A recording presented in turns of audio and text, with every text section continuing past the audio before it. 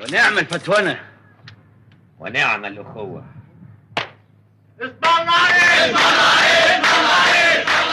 السلام عليكم. ازيكم معلمين؟ معاكم المعلم دومة، اكبر واحد في مصر. بس اكبر واحد في مصر سين، الله يرضى عليكم مش تقدرش في داهية. عايش من 700 قبل الميلاد. انا بقى اللي عندي روايات وحكايات اي حد عمل نوش في تاريخ مصر. مصر ايه في العالم كله، ابطال فتوات اخواتي اي حد يا جدعان احكي لكم عنه حاجات شفتها بعيني يا جدعان، يعني مش اي كلام وخلاص. النهارده هنحكي عن واحد كان عامل نوش ولا في الخمسينات والستينات في مصر. كان اسمه ايه؟ كان اسمه محمود امين سليمان. هو اللي كانوا بيقولوا عليه سفاح مصر، ده اللي اتعمل له فيلم اللص والكلاب بتاع الكاتب نجيب محفوظ. بمناسبة الكاتب نجيب محفوظ يا جدعان، كان هو وبيكتب الفيلم ده كان قاعد على القهوة بتاعتي هنا عشان يعرف معلومات، واحنا اللي قلنا مع بعض اسم الفيلم. بس ما علينا، مش دي نوتيتنا.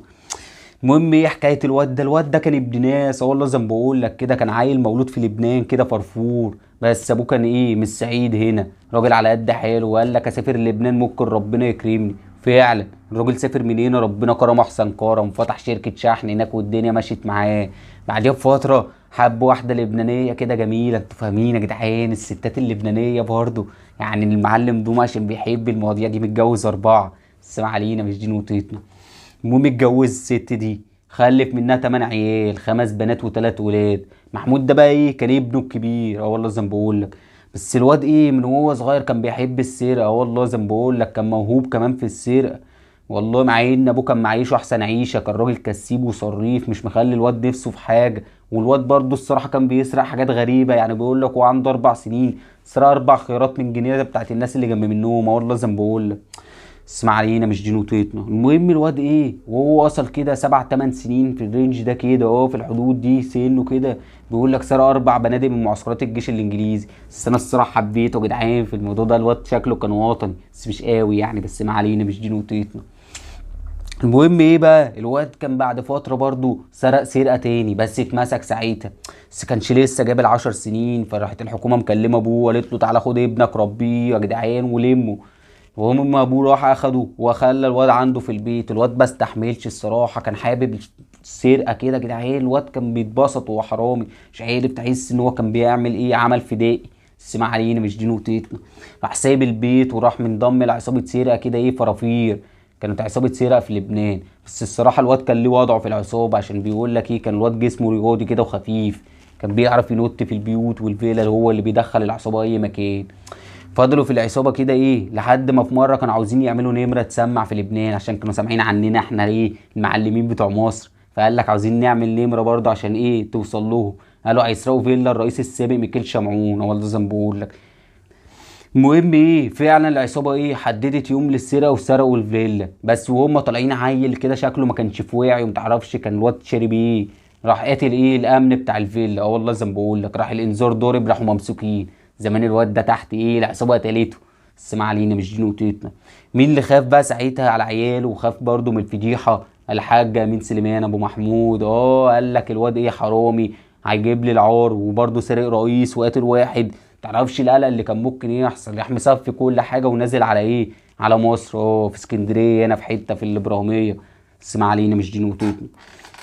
المهم العيشه كانت العيله ولا مؤاخذه يا جدعان، بس يا جدعان عشان السن برضو انتوا فاهمين. العيله كانت مستريحه من الواد محمود ده وهم عايشين من غيره. بس في مره كده قاعدين قاعده بالليل لقوا الباب بيخبط. الراجل قال لهم بنت افتحي شوفوا لنا مين. بنت بتفتح من هنا لقيته محمود، قالت له الحق يا بابا ده محمود. الواد دخل من هنا محدش كان طايقه برضه يا جدعان. الواد كان حرامي برضه جايب لهم العار وموقف سوق اخواته. برضه دخل وقعد معاهم عافيه. المهم بعد فتره الواد برضه ما كانش بيحب امه ولا امه بتحبه، كان بيضربها. والله العظيم زي ما بقول لك الواد كان عاق بيضرب امه واخواته البنات. والله في مره كان هيقتل اخواته البنات. حظه اللي انا ما كنتش ساعتها في مصر يا جدعان ولا في اسكندريه. ساعتها انا في بطوله كاس العالم للفتوات، وانتوا فاهمين ده حدث كبير يا جدعان بيتعمل كل 50 سنه مره. والمعلم دوبا صاحب الرقم القياسي يا جدعان مشرفكوا، يعني اخدوا 17 مره البطوله دي. النبوت الدهب ده يا جدعان انا بحكي لكم عنه بعدين، بس ما علينا مش دي نقطتنا. المهم الواد فضل يسرق وهو قاعد معاهم في البيت، يعمل كام كام عمليه سرقه كده. قال لك اجمع منها ملمين. مين ما استحملش اللي الواد بيعمله؟ ابوه. والله زي ما بقول لك راح مات. الواد مش يهدى ويتلم كده، لا اخد ورثه من ابوه على الكام ملمين اللي عملهم من السريات دول، وقال لك اكبر شغل كده وافتح حاجه ايه تبقى ساتر ليا وتعرفني على ناس معاها فلوس. راح نازل على القاهره فتح دار نشر، هو من بتوع المتعلمين دول والعيال اللي بيقروا. بس ما علينا، مش دي نقطتنا. فعلا يا جدعان دار النشر مشيت معاه وعرفته على مشاهير وناس معاه فلوس كتير، زي عبد الحليم حافظ الله يرحمه. يا جدعان حبيبي ده يا جدعان احيالي افراح كتير من افراحي. بس ما علينا، مش دي نقطتنا. والشاعر كمال الشناوي والصحفي مصطفى امين، اللي الصحفي ده بالمناسبه كتب عريضه قد كده يا جدعان في الجورنال على مصطفى امين، كان عاوز الناس ايه تمسكه. اه والله زي ما بقول لك، يعني مصطفى امين كان كاتب على محمود عريضه مع انه كان صاحبه. بس ما علينا، مش دي نقطتنا. المهم ايه يا جدعان بقى، دلوقتي فضل يسرق كده لحد ما حب واحده اسمها عواطف. اه والله زي ما بقول لك، ومتجوزه. بس الواد حظه كان وحش الصراحه، بيقول لك بعد ما اتجوزها طلقها تاني يوم على طول. فالناس بتساله طلقتها ليه يا ابني، قال لك ما كانتش بنت بنوت. اه والله زي ما بقول لك. بس ما علينا، دي اعراض يا جدعان وانا ما بحبش اتكلم فيها، بس مش انا اللي قلت، ده هو اللي ايه. بس ما علينا، مش دي نوتي. المهم ايه بقى يا جدعان، الواد الواد جات له عقده كده. اه والله لازم بقول لك، الواد جات له عقده من جوه منه كده، اللي هو ما حبش الحريم، قال لك اركز في شغلي والسرير. تعرفش الواد كان شغال دكتور واحنا ما نعرفش. بس ما علينا، مش دي نوتيته. فضل كده لحد ما اتعرف على نوال. نوال ساعتها كانت متجوزه تاجر من الزقازيق هنا، حبها. انتوا مش مصدقين انها متجوزه تاجر من الزقازيق؟ هثبت لكم في اخر الفيديو يا جدعان، عشان المعلم ده ما بيقولش اي كلام وخلاص. بس ما علينا، مش دي نوتيته. حبها وبعد فتره نوال اتطلقت من التاجر ده واتجوزها محمود. تعرفش الواد كانت دماغه فين، ما بيتعلمش خالص. بس ما علينا، مش دي نقطتنا. فضل قاعد معاه فتره، بس زي ما بتقول دول الكلب عمره ما بيتعدل. والواد كان بيحب المشي البطال، كان ماشي مع مين بقى ساعتها؟ مع خدامه ام كلثوم. والله زي ما بقول لك كده يا جدعان، كان بيروح لها الفيلا. بس في مره وهو عندها الخدامين شافوه وهو طالع كده، راحوا ماسكينه واتصلوا بالحكومه. قالت له قالت لهم احنا مسكنا حرامي. مين كان عاوز يطلعه من الشغله دي؟ ام كلثوم. والله زي ما بقول لك، قالت هطلعه من الشغله دي، بس الحكومه ما رضتش عشان الواد كان عليه كذا قضيه تانيين، وقالت له هيتقعد معانا هنا شويه. مين بقى اللي راح عشان يشوف له محامي؟ ما هو نوال مراته. تعرفش بقى عشان كانت بتحبه ولا عشان الواد كان صريف برضه؟ بيقول لك كان بيديها 60 جنيه يا جدعان. انتوا عارفين يعني ايه 60 جنيه في الوقت ده؟ ده انا ذات نفس المعلم دوما يا جدعان كنت بشتري بتاع 4 5 اراضي ب 10 جنيه. تخيل هو 60 جنيه كوافير، ده غير شكلها كله ما كانتش هتاخد 60 جنيه. بس انتوا فاهمين الستات المصريه بتحب برضه تشيلها اللي من الزمن. بس ما علينا، مش دي نوتيتنا. المهم راحت لجوز اختها عشان كان شغال عند محامي اسمه بدر الدين عشان يمسك لها القضيه. راحت واتكلمت مع بدر الدين وقال لها امسك لك القضيه. تعرفش بقى عشان العيله كسيبه هتدفع له ولا عشان نوال ما بيترفضلهاش طلب؟ دي وقعت محمود بجلاله قدره. بس ما علينا، مش دي نوتيته. فعلا بدر الدين طلع محمود حبه قوي ساعتها وبقوا صحاب، وبقى يعزمه ويديله فلوس ويسلفه. ده بيقول لك في مره عزمه هو ومراته. محمود عزم بدر الدين ومراته يقضي 10 ايام في القاهره مع مع محمود ومراته برضه. كانوا العيلتين يعني مع بعض هيقضوا 10 ايام. الواد هو اللي كان بيصرف، حتى كوافير مرات بدر الدين محمود اللي كان بيدفعه. والله زي ما بقول لك. انتوا عارفين بس يا جدعان الموضوع ان الناس دي كلها وهي بتكتب في الجرايد وبتقول لقاءات صحفيه ما كانوش عارفين اللي هو حرامي اكيد. يعني ما كانتش دار النشر اللي بتجيب له الفلوس دي كلها. والله ما تعرفش دماغهم كانت فين بقى. عارفين بجد، الله اعلم بالنيات. انا ما حضرتش ده فما اقدرش اقول لكم حاجه فيه عشان ما بقولش اي كلام وخلاص. بس ما علينا، مش دي نقطتنا. المهم فضل برضه عايش ومحمود حابب السرقه برضه. فضل يسرق من هنا يسرق من هنا لحد ما سرق حبيبي واخويا الشاعر امير الشعراء احمد شوقي. هو اللي زي ما بقول لك سرق احمد شوقي. وفرق سرق برضه فيلا المليونير سباهي برضه، كان اخويا وحبيبي. اللي قال لي كده بنفسه الشاعر احمد شاوي. كنا قاعدين على القهوه وقال لي سرق كمان من عنده نخله ذهب كان مديها له امير البحرين، بمناسبه ان هو بقى اسمه امير الشعراء. والله زي ما بقول لك. بس ما علينا، مش دي نقطتنا. المهم الواد اتمسك في بتاع 58 قضيه. والله زي ما بقول لك، والحكومه ثبتت فيه. بدر الدين جه قال له هطلعك منها زي ما بطلعك كل مره، بس المره دي اتاخر عليه. الواد شك كده وقلق. وصلت له اخبار برضه، انتوا فاهمين الكلام، قالت له ده بدر الدين ماشي مع مراته نوال. الواد اتجن في السجن يا جدعان. واللي حكى لي كده يا جدعان برضه اخويا وحبيبي احمد فؤاد نجم. اصل كان معاه ساعتها في الحبس يا جدعان، كان بيشيله يشوف مراته. بس ما علينا، مش دي نقطتي. المهم الواد قال لك انا ههرب. والله ما الواد برضه كان ذكي يا جدعان، كان حرامي وذكي، كان ذكي جدا. قال لك ده اكل مواس ودبابيس كده عشان يخش المستشفى ويهرب من هناك. متعرفش كان مخاوي جن بياكل مواس ودبابيس. اسمع علينا مش دي بس لا مؤاخذه يا جدعان برضه السن. المهم ايه، محمود هرب، بس قبل ما يقتل نوال وبدر الدين ايه، كان في واحد صاحبه هنا في كرموز حته كده جدعان ايه، بتوع حبايبنا بتوع اسكندريه هم اللي عارفينها. اسمع علينا مش دين وتيتو. المهم راح نازل له، كانوا متخانقين على واحده ست برضه، تعرفش الواد الستات جابته ورا. راح نزل ايه، ضرب عليه نار. بس بيقول لك الراجل ايه، عاش الحمد لله، رصاصه في كتفه ورصاصه في رجله وما ماتش. قال لك اروح اقتل مين بقى على طول، نوال عاوز يخلص الولا. راح لها عند البيت كده وجاي يضرب نار ايه عند الباب كده من غير ما يشوف مين جوه. جت في مين؟ جت في اخت نوال. والله زي ما بقول لك يا جدعان، ما جاتش في نوال، جت في اختها. سمع علينا مش دين وتيتنا. الواد ايه، هرب، قال لك اروح اقتل بدر الدين الاول، بس ما كانش لاقيه. فنزل لواحد صاحبه في القاهره كان اسمه المحامي طلعت. والله زي ما بقول لك. المهم المحامي طلعت ده عرف محمود على طول، فقال للبواب خليك معاه قبل ما انا ايه هتصل من التليفون من جوه. محمود حس بقلق وناوش، الواد كان ذكي، راح ضارب نار على البواب وجاري. الواد برضو الدنيا ايه تعرفش كانت بايظه معاه، وكان ساعتها عاوز ملمين. راح راجع تاني على اسكندريه، قال لك هيعمل ايه سرقه كده في السريع. راح يسرق مين؟ المليونير سباهي. لا مؤاخذه يا جدعان، المليونير سباهي ده سرقه قبل كده، معلش الذاكره يا جدعان، بقول لكم 700 قبل الميلاد رعوني. سرق فيلا مليونير بوليفار. كان صاحبي برضو هو اللي قال لي. بس هو بينط على الفيلا، مين شافه؟ الغفير بتاع الفيلا جرى عليه، راح ضارب عليه نار. والله زي ما بقول لك وهرب. وقد ايه الموهبه بتاعته ضاعت ولا ايه ما تعرفش يا جدعان، برضو الانتقام كان عميق. المهم الواد ايه، هرب. قال لك انزل فين؟ انزل القاهره. والله زي ما بقول لك ارجع تاني. الواد كان من القاهره لاسكندريه، القاهره اسكندريه. بس الحكومه ساعتها ما كانتش عاوزه تحله وكانت عاوزه تمسكه. فعملت ايه، قالت 1000 جنيه اللي هيبلغننا عنه. ساعتها الناس كلها عاوزه دي تبلغ عنه، عاوزين ال1000 جنيه. هتيجي ناس برضو، في ناس برضو غير اللي عاوزين يبلغوا عنه، وناس ركبت على حسه. والله زي ما بقول لك، وبقى يعملوا ايه، اللي يهزر واللي بقى يسرق على حسه.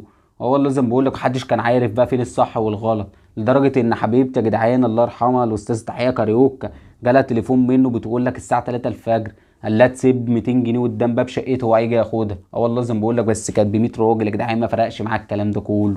اسمع علينا مش دين وتيتنا. حتى الرقاصه سرايا سالم والله لازم بقول لك، بتقول لك شافته بينط عندها ايه في البيت وصرخت راح جاري. بس انا مش الصراحه دي مش جايه معايا يا جدعان، ده سفاح يعني، كان ممكن ايه يقتلها يهوشها هتخاف يغمى عليها على طول. اسمع علينا مش دين وتيتنا. هو اتشاف فين بقى بجد يا جدعان؟ وناس من هناك اللي قالت لي في بولاق. هو اتشاف في بولاق ساعتها. ثانيه واحده يا رجاله، اروقه بالله عليك، اروقه حلبه، اروقه عشان زوري، عشان قاعد مع المعلمين هنا. اه بس ما تخليش البت اللي تجيبها عشان بصور. ايش يا روق حبيبتي يا روق. روق يا جدعان، مراتي الرابعه يا جدعان، وهم عيال جايين ان شاء الله. السلام علينا مش دين وتيتنا. المهم بيقول لك ايه بقى، الواد ظهر في بولاق. والله لازم بقول لك، نط على فيلا كان قاعد فيها ايه بنتين كده وستين الصراحه. واحده كانت متجوزه واتصلت باختها تيجي تبات معايا عشان كانتش تحب تبات لوحدها. والله بعد الموضوع ده اختها شكلها ما راحتلهاش تاني. بس ما علينا مش دين وتيتنا. المهم ايه، نط على الفيلا قعد يسرق فيها ايه لغايه ما جاب الدهب كله. مين حس بيه؟ البتين ولا الستين دول حسوا بيه. والله فصح.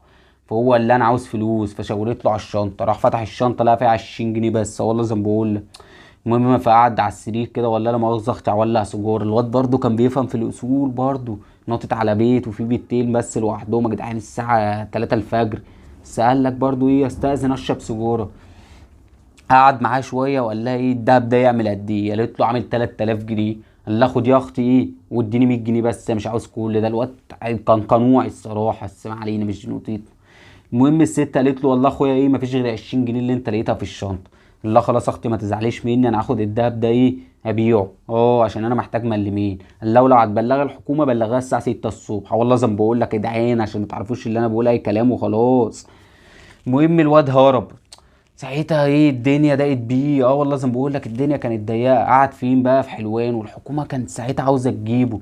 ساعتها كان في واحد بيبيع خاتم كده من مسروق. والله زي ما بقول لك، راحت الحكومه عامله له كمين، خلت واحد يتنكر كده على هيئه ايه بتاع دهب عشان يمسك الواد ده ومسكوه. الواد اول ما اتمسك منين راح معترف على طول. قال لك الخاتم ده ان هو اخده منين، من شيخ مركز الكعبيه، مركز ابو طشت. والله زي ما بقول لك، كان الشيخ ده كان اخده من محمود ب 100 جنيه. المهم الحكومه فضلت قعدت ورا الواد ده لغايه ما عرفت ان محمود بيقعد على قهوه في بولاق مع اتنين كده عيلين طلاب كده، بيقول لك بلدياته. المهم الحكومه راحت ماسكين العيلين دول. العيلين اول ما اتمسكوا قر على طول خاف، وقال لك احنا كنا بنساعده عشان خايفين منه، وقال لك ان هو قاعد معاهم في الشقه. الحكومه ما صدقت يا جدعان، عرفت مكانه الواد كان مغلبه، راحوا عاملين له كمين عند الشقه.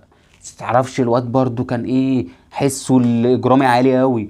بيقول لك لما راح عند الشقه حس بقلق، راح مطلع سلاحه كده وسمع صوت في الشقه اللي جنب منهم. الشقه اللي جنب منهم دي ما كانش في حد ساكن فيها، والله. ففتح الباب ضرب الباب، لقى عسكري كان هربان. والله زي ما بقول لك كده كان في عسكري هربان هناك. حظه اسود برضه الواد ده، بس ما علينا مش دي نقطتنا.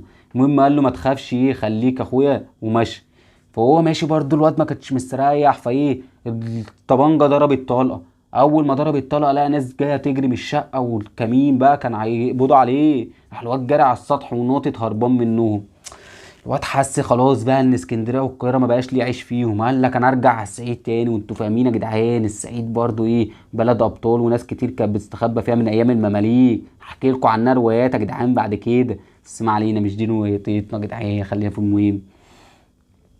الواد راح واقف على الطريق بره. قال لك اوقف اي عربيه تريلا كده توصلني لغايه بني سويف، ومن هناك اركب اي حاجه تاني. المهم وقف تريلا. قال له والله اخويا انا راح مركز السعديه ده كده، كانت حته قبل بني سويف ب2 كيلو. قال له خلاص خدني معاك وانزل اكمل من هناك. ركب معاهم. مين اللي شاف شكله عرفه؟ السواق. والله زي ما بقول لك. بس السواق كان ساعتها عاوز يعمل ذكي بقى عشان برضه محمود سفاح كان ممكن يقتله. فقال لك بعد ما عدى كمين بدراشين ركن على جنب. قال له والنبي اخويا هنزل خلي التباع يختم لي الورا وانا اشوف الكاوتش. بس السواق عارفش بقى كان خايف ولا غبي، ساب المفتاح جوه. محمود قلق، راح نط مكانه وهو رط مكان السواق، وهو بيبص في المرايه لقى الظباط بتجري، راح ضرب عليهم نور وراح مدور العربيه وجاري. والله بعد كده بعد خطوتين ثلاثه كده، بعد شويه يعني يا جدعان، هات العربيه راكنه منه على حته عند النيل كده. راح نازل وقال للناس اللي العربيه عطلت منه وعاوز حد يعديه الناحيه التانيه. وفعلا الناس راحت معدياه. مين بقى اللي كان عاوز يجيبه ساعتها؟ الحكومه. راحت جايبه الكلاب وقعدت تشممها في هدومه عشان تدور عليه. الكلاب مش عارفه توصل لحاجه لحد الساعه 12 بالليل. والله زي ما بقول لك يا جدعان. وبالمناسبه الكلاب كانت اول مره تسهر في التفتيش كده، كانت دايما ما بتقعدش بالليل. والله زي ما بقول لك محمود ده اتعمل له حاجات، كان هو اول مره في حاجات كتير، بس ما علينا مش دي نقطتنا. المهم فضلوا مش عارفين يوصلوا له. وده عشان الواد برضو بقول لكم كان ذكي، كان بيحط في هدومه كلوني. كان بيحط كلوني عشان الكلاب ما تعرفش توصل له. فعلا الحكومه ما كانتش عارفه توصل له. كل الكلام ده لحد الساعه كام؟ 12 الظهر. حصلت حاجه هي اللي خلت محمود يتمسك بعديها. جه دخل غفير كده كان بيحرس حته ارض. راح نقطه شرطه حلوان. نقطه شرطه حلوان يا جدعان. فدخل كان ساعتها ماسك جاكيت كده والساعه بتاعت محمود، وقال لهم انا عاوز اقابل رئيس المباحث. قعد مع رئيس المباحث وحكى له. قال له انا كنت قاعد في الارض بتاعتي الساعه 9 الصبح كده، لقيت واحد داخل عليا كده قال لي انا محمود امين سليمان، واستاذنه اللي هو ممكن ياخد منه الجلابيه ويديله بدلها الجاكيت والساعه. محمود ساعتها اتغاب. الواد كان برضه ساعات بيعمل حاجات غبيه، هي دي اللي خلته يتمسك. المهم الحكومه ما صدقت، عرفت كده راحت مشممه هدوم الغفير ده للكلاب، والكلاب فضلت تجري لحد ما عرفت مكانه. كان مستخبي فين بقى يا جدعان؟ في مغاره في حلوان. والله زي ما بقول لك مغاره كده كانت زغنططه محندقه، ليها مدخلين، مدخل من ومدخل من هنا. والله بس كل مدخل بيدخل واحد بس، عشان الواد ذكي برضه يعني، بغض ان هو ساعات بيتغابى بس برضه ليه حاجات ذكيه. بس ما علينا مش دي نقطتنا. المهم الحكومه فضلت محاصراه كده وفي المكان لحد الساعه 4 العصر. والله زي ما بقول لك كانش عاوزين يقتلوه، كانوا عاوزينه حي، بس زهقوا منه. راحوا ضاربين قنابل غاز. معرفش الغاز ساعتها كانش سليم، ما كانش بيقول لك طار بسرعه. الحكومه زهقت خلاص. راح الظباط داخلين مره واحده، دخل عليه 3 ظباط، والناس من بره سمعت ضرب نار. بعد كده طلع الظباط ولقوا له ان احنا قتلنا محمود. الناس فرحت بقى وقال لك خلاص استريحنا من السفاح بتاع مصر، مع انه ولا سفاح ولا نيله، ده كان حته حرامي، بس ما علينا مش دي نقطتنا. المهم تاني يوم وزير الداخليه بذات نفسه حب يكافئ الناس. كافئ البواب، لا مؤاخذه يا جدعان الذاكره، كافئ الغفير وكافئ السواق، وادى لكل واحد فيهم 500 جنيه. ما انتوا فاكرين ال1000 جنيه دي كانت على الراس محمود، يعني لو كان في 10 كانت هتتقسم برضو ال1000 جنيه، احنا مالناش دعوه يا جدعان، هي 1000 جنيه على الراس. مش هيدي كل واحد 1000 جنيه، ده 500 وده 500 رضا. بس ما علينا، مش دي نقطتنا. المهم ايه، مين برضو كان عاوز يروح يشوفه وهو ميت كده، كان عاوز يشمت فيه. هو كان يشمت، عشان هقول لكم ليه كان عاوز يشمت. مراته نوال، والله زي ما بقول لك، قدمت طلب كده لوكيل النيابه انها تشوفه، وقال لها روحي شوفي يا اختي. راحت وهي رايحه بيقول لك كانت لابسه جزمه بيج وبلوزه سودا وتايير احمر. تحس انها كانت رايحه فرح يا جدعان، مش رايحه تشوف جوزها اللي ميت. ويوم وقفت قدامه كده وبصت له وضحكت كده وكانت ماشيه. الظابط بيقول لها مش هتاخديه يا اختي عشان تدفنيه؟ قالت له اعمل بيه ايه، مش عاوزاه. المهم راحت ماشيه. ميل بقى ساعتها كانت برضه اول حاجه تحصل ليه، كان ساعتها مركز البحوث الجنائيه. اه البحوث الجنائيه والاجراميه حاجه زي كده يعني يا جدعان. عمل تمثال جبس على راس محمود، والله زي ما بقول لك، ومحطوط في المتحف يا جدعان. لو مش مصدقيني ممكن تشوف التمثال بنفسك. عملوا تمثال ليه كان في لحظاته الاخيره. بس ما علينا، مش دي نقطتنا. المهم برضه اتصلوا بحد من اهله عشان يجي ياخد الجثه يدفنها بقى يا جدعان، ما اكرام الميت دفنه. بس هو برضه الناس ما كانتش بتحبه، الواد كان عاق. برضه اهله قالت لك ايه، مش عاوزينه. الحكومه خلاص اخر ما زهقت قالت لك هندفنه ايه في مدافن الصدقه هنا جنب منهم وخلاص. وفعلا دفنوه في مدافن الصدقه عشان يريحوا دماغهم يا جدعان من القصه دي. المهم يا جدعان عشان اجي لكم برضه في المهم، فاكرين انتوا لما قلت لكم ان نوال كانت متجوزه واحد قبل محمود؟ اللي اكد على كلامي كانت ايه، مجله صباح الخير. اه والله زي ما بقول لك، كانت في العدد اللي هو بتاع 5 سبتمبر. هو في اول سبتمبر يا جدعان برضه عشان الذاكره مش جايبه التاريخ بالظبط، بس هو في اول سبتمبر سنه 60، سنه 60 1960. في اول سبتمبر كده كان في خبر بعد 5 شهور ده يا جدعان. الكلام ده من ايه، موت محمود. بيقول لك الخبر ايه بقى، ان نوال زوجة السفاح اتجوزت الجوازه الثالثه ليها من تاجر ايه في الشرقيه. هو كان ساعتها تاجر في الشرقيه، هو برضه كانت الجوازه الثالثه ليه. متعرفش الصراحه كانوا لاقيين على بعض ولا ايه. عرفتوا بقى اللي انا ما بقولش اي كلام عشان معلم دوما يا جدعان، انتوا اخواتي ما ينفعش اكدب عليكم في اي حاجه. تمام، انتوا اخواتي وحبايبي. المهم بقى يا جدعان ما تنسوش اللايك والشير والسبسكرايب، وتكتبوا لنا في الكومنتات عاوزين تسمعوا عن مين جاي الحلقه الجايه. ويا جدعان قعدكوا على القهوه كده، القهوه. اه والله زي ما بقول لك، وجيبوا اخواتكم واخواتنا المعلمين كلهم عشان يسمعونا. احكي لكم بعد كده عن كل حاجه، وكاس العالم للفتوات وناس كتير شفتها يا جدعان وابطال. يلا السلام عليكم يا معلمين، سلام.